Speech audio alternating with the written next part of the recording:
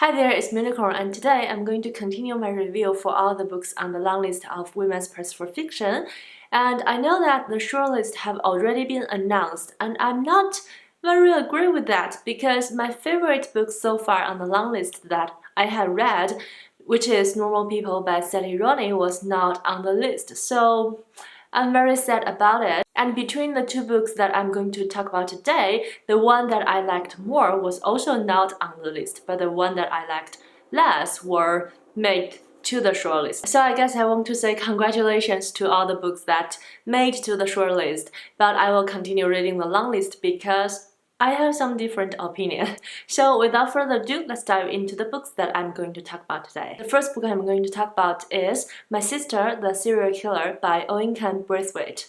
This is a very interesting short little book. In this story, we met two sisters. The bigger sister is called Cordy, which was our storyteller, and the smaller sister was called Ayola, who was from the title Our Serial Killer. At the beginning of the story, Ayola murdered a person, and Cordy was called to clean up the scene for her. So we follow Cordy's struggle between turning in her sister or help her sister to cover up her murder because family comes first. And also we follow Cordy's choice when her personal emotion get in the way. I had some fun reading time with this book. The pacing of this book was very fast and the story was unique enough. I had some fun reading time with this book despite the fact that the subject and the topics was very dark and oppressive.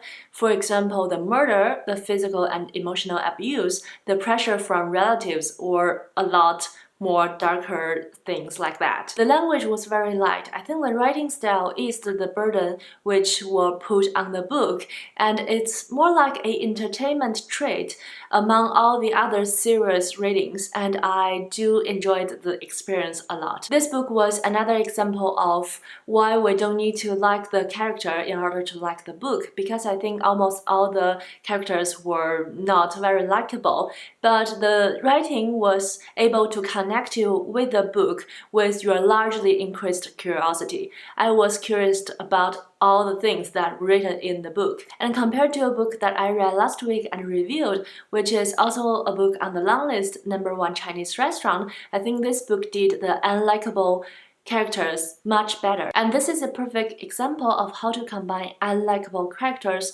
with an amazing story. Speaking of curiosity, like I said, I was curious about all the things. Not only why Ayola killed people, but also why she killed repeatedly. And also, like I mentioned, because Cordy's personal feelings get in the way between their sister relationships, so I was also very curious about what's gonna happen next on that perspective. Also, Ayola is a person who had nearly no empathy to others, so she never thought about the consequences of her actions, not only the murders but also a lot of other things. But she was portrayed very well on this point. So although she's a woman who has no moral standards, or we should say who has a very strange moral standards, I still feel that I could partially understand her and partially connect it with her, which is a very odd feeling. But because her moral standard was very strange, I feel like I wanted more information or more explanation of some of her actions towards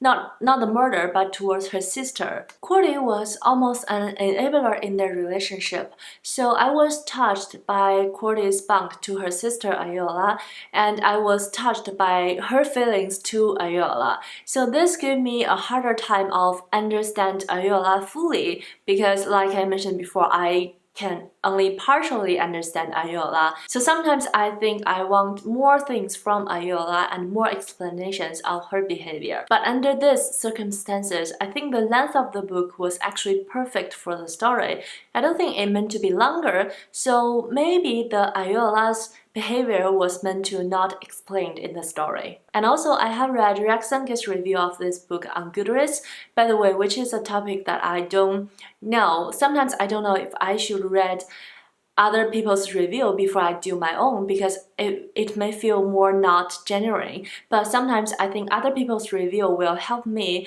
to see things in a different angle. So I don't know if I should read a review before I do my reviews. If you have any suggestions, please let me know.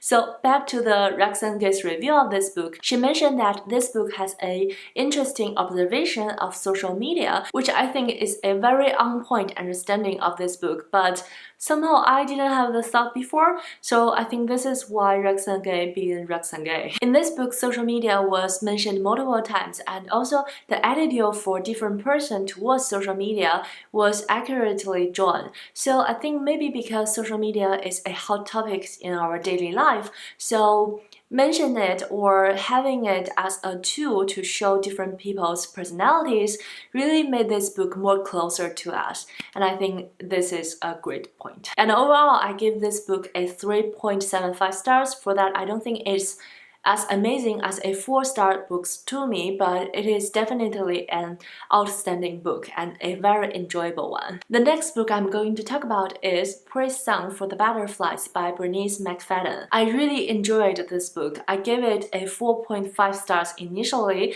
but after I think about it, I lowered my rating to a 4 stars, but it's still a very good rating for me. This is another case where I don't really understand why it didn't make to the shortlist of Women's Prize for Fiction. Consider that My Sister, the Serial Killer was made to the shortlist, but I guess we can agree to disagree with the shortlist. The novel was written in third-person narrative, and we follow a couple of different characters, but mainly to tell the story of a woman called Abiel.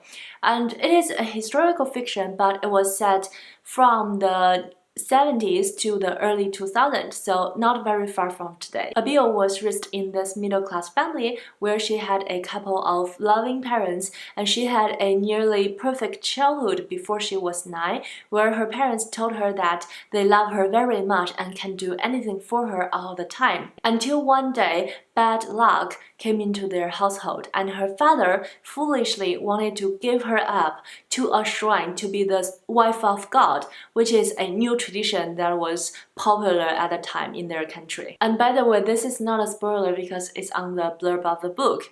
So did this action of giving up his daughter turned the luck in the family around and welcome some good luck to their family? I guess you will have to read the book and see. And also, as we follow the consequences of her father's action, some of the secrets in the family revealed. Abiel's journey after she became the wife of the god was also something that we followed closely. I think this book was all about connecting the history to the modern society. For example, there's a lot of debating of their old traditional religion with the newly developed Western religion in their country. There's a scene in this book described the argument between the old traditional local herbal medicine, which you can buy from the local market, to the Western pills that was prescribed by the doctors in the hospital.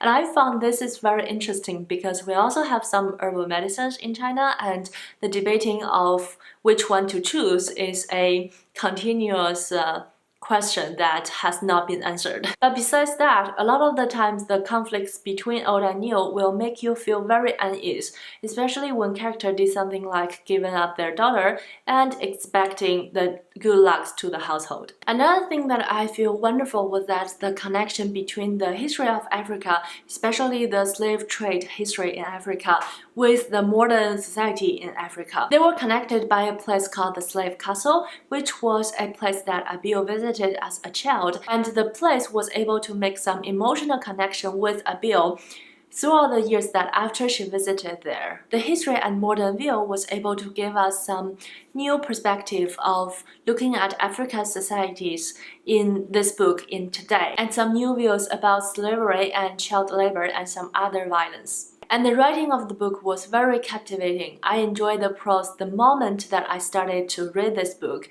and I think this is a major reason why I enjoy it so much. But it's not to say that this book was perfect. As I mentioned before, we followed a couple of different characters, and this book has a fairly quick pace. So, although it gave me a very engaging storyline that I lacked, it also leads us to its flaws, which is we don't spend a lot of time with each one of the characters. So a lot of the choices that made by the characters was giving us a very unexpected feelings in a not very comfortable way. For example, the example that I used a lot of times before. When the father decided to give a bill up to the shrine, his change was very sudden and very unexplained and out of blue. The minute before, he was still like, I love you so much and I will be a perfect dad to you. And the minute after, he's like, okay, I give you up and bye. Which is very, very ridiculous. And also some of the plots in this book was disappointed, especially towards the end. I don't know if it's because of the limitation of the length of the novel or it's because some of other reasons. I don't really like some of the descriptions of the changes of Abiel in the end. And also, I would love to know more about her adjustment to her new situation, which is largely missing in the end of the book. However, despite the things that I mentioned before, I enjoy this book a lot due to its wonderful writing, and I think it stands out from all the books that I read on the long list. So I'm very curious about why this book didn't make it to the shortlist. Especially compared to My Sister the Serial Killer, I liked this one a lot more. But I think this is the interesting part of reading the list from book prices because everybody has our own opinion and we are so different. And that's it for today. I hope you enjoyed this video and say hi in the comment section down below. Let me know your thoughts about the short list of women's press for fiction if you have followed the book prices, and also if you have anything that you want to say about the 2 books that I mentioned today, or any other books on the long list of women's presses, or do you think I should look up to other people's review before I do my own to have some opinion about that? Like, definitely talk to me in the comment section down below. And thanks a lot for watching. Happy reading. I'll see you in my next bookish video. Bye!